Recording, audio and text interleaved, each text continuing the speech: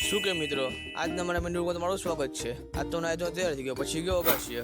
અગાશીએ મસ્ત પંખીઓનો અવાજ આવે છે ને શું વાતાવરણ છે. પછી ગયા માતાજીના દર્શન ને પછી પી લીધો ચા.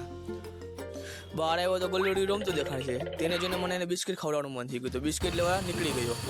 રસ્તામાં ગયો તો આખો રસ્તો સાફ હતો, કોઈ દેખાતું નથી. સવારનો માહોલ જ અલગ હોય છે. ઓહો, ગાયનું ટોળું, એટલી બધી ઘાસ તો ઘાસ ચડે છે. પછી આવી ગયો ઘેડે. ઘરે આવીને આપણે ખવડાવ્યો કૂતરાને બિસ્કિટ.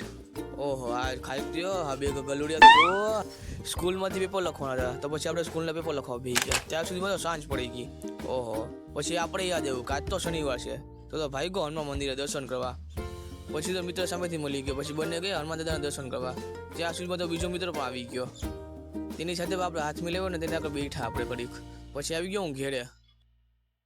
આવીને મેં પણ જમી લીધું. આજનો તમને મારો મિની વ્લોગ ગમ્યો હોય તો જણાવો, કે લાઈક કરો, શેર કરો, કમેન્ટ કરો.